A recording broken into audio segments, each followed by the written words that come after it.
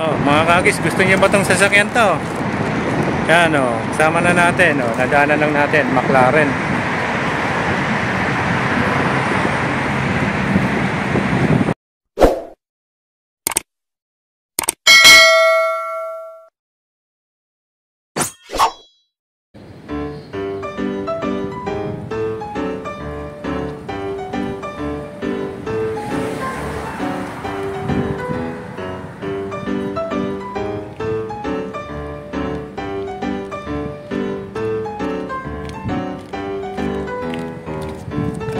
Hello po mga kagis, magandang umaga po.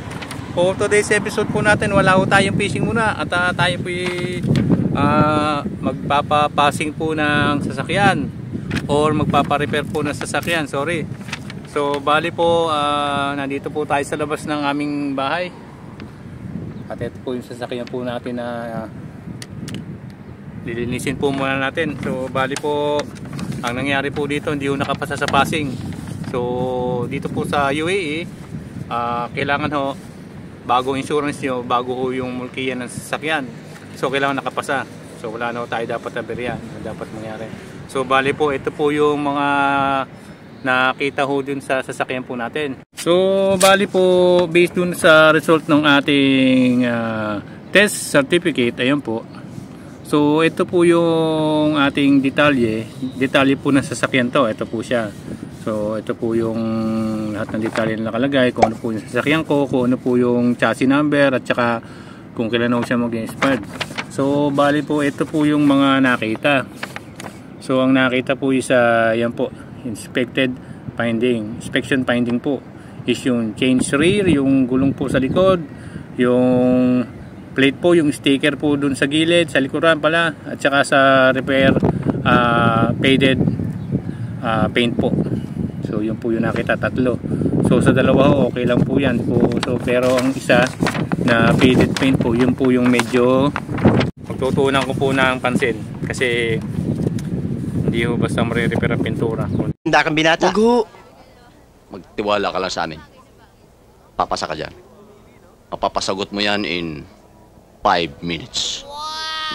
Nasaan yung babae? Ipare-repaint po natin. So ipakikita ko po sa inyo yung tatlo na nakita po ng RTA po dito, Road Transport Authority.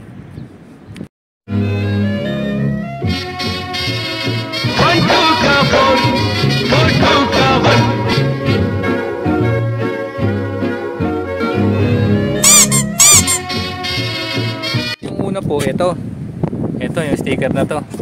Hindi ko po alam na bawal po yan So pinatatanggal ho yan yung unang nakita. Then secondly is yung gulong po natin. Totoo po naman, luma na to.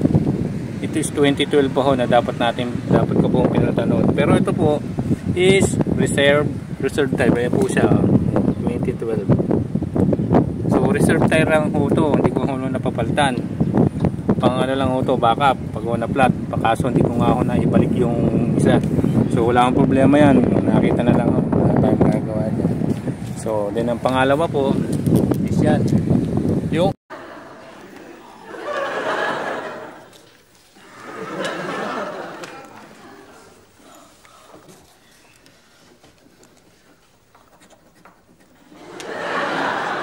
ibabaw. Yan po, kitang-kita. Wala ho, talagang pangit yan. Uy, bala ko na akong papinturahan pa, kaso wala pa ako tayong budget. Yan yung faded. So kailangan na papinturahan yan para ho maipasa. So ibabaw lang naman yung gilid ganda pa yan, makinis pa.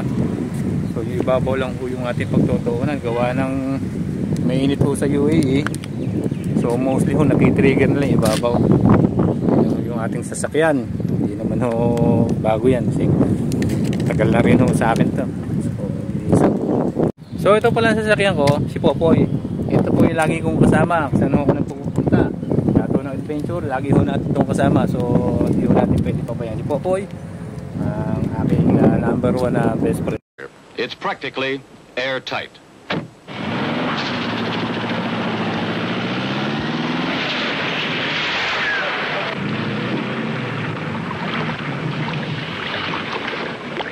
Now, what other car gives you this kind of quality, kind of price?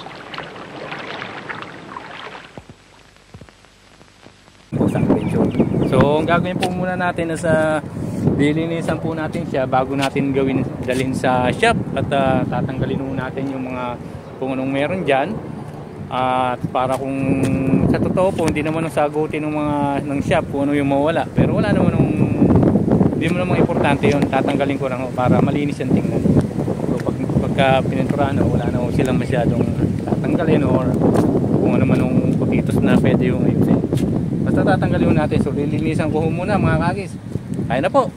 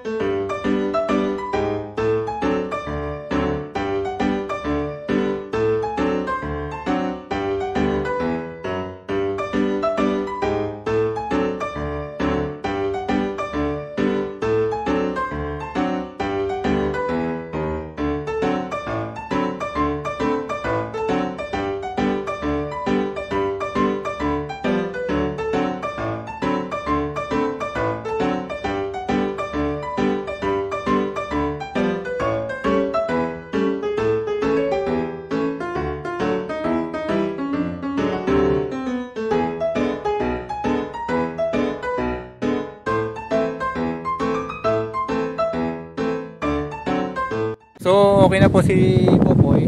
Kumbaga nahilamusan na natin ng tubig. Ngayon ipapatining naman po natin siya. Kukuha uli ako ng bagong tubig para po sa patining.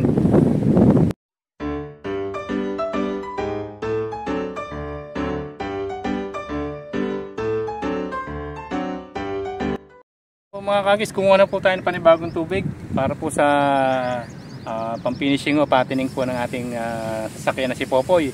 Para po medyo malinis na po siya tingnan bago natin dalhin sa shop. Ayun na po. So, medyo mahangin po. Una po natin munang gagawin. Mahangin na. So una po natin gagawin is yung sa salamin. Punasan po muna natin bago po tayo pumunta sa car body po niya.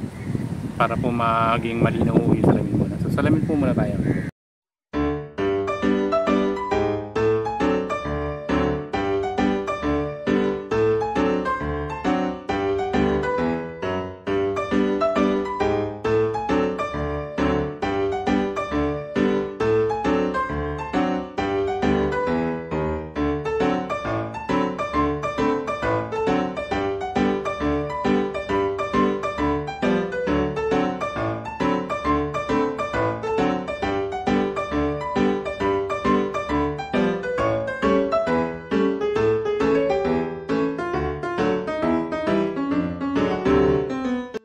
So okay na po tayo sa salamin ni Popoy. Atin naman pong tatanggalin yung mga yung primer washing po natin para po wala ho siyang marka. Bali wala na ho siyang alikabok. Yung marka na lang ho tatanggalin natin. So papatining na po natin. Yan ang bida natin ngayon si Popoy.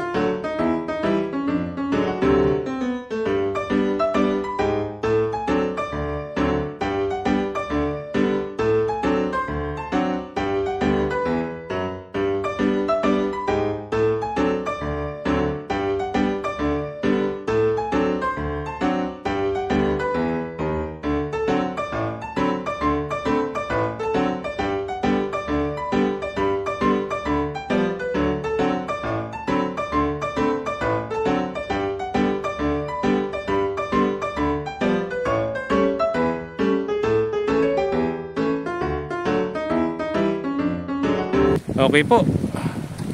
Okay na po si Popoy, malinis na. Bali natanggal na ho natin yung alikabok para po kung sakaling dadalhin natin siya ngayon, hindi na masyadong kakaskasin kasama alikabok. So ito po yung si Popoy. So ang atin naman pong gagawin is tatanggalin naman po natin yung ibang laman ho sa loob at itatago po muna temporary sa loob ng bahay. So yun po ating gagawin po ngayon. So mga kagis, magandang umaga po. So for today's episode po natin, tapos na po tayong maglinis at tapos na po tayong magtanggal ng mga belongings po natin sa loob ng sasakyan. At dadalhin na po natin si Popoy sa shop para po siya ma-repaint yung pong ibabaw. Ay naku Popoy, mamimiss kita. Mamimiss kita Popoy. Ilang araw lang yan, tapos na ho yan. Yan lang naman ho eh. Kailangan ho talaga ipasa sa passing para may bago tayong rehistro. So bagong rehistro para sa ating bagong adventure po. So si Popoy po. So si Popoy. Yung yan na natirik. Yung susunod hindi lagi po babaguhin. So sige po mga kagis, tayo na po. Tutuloy po natin ito maya maya. Tinanggal ko lang yung mga gamit natin sa loob. At itatago muna natin sa kwarto ko. Tayo po yung maliligo po muna at kakain, tapos punta na po tayo sa shop.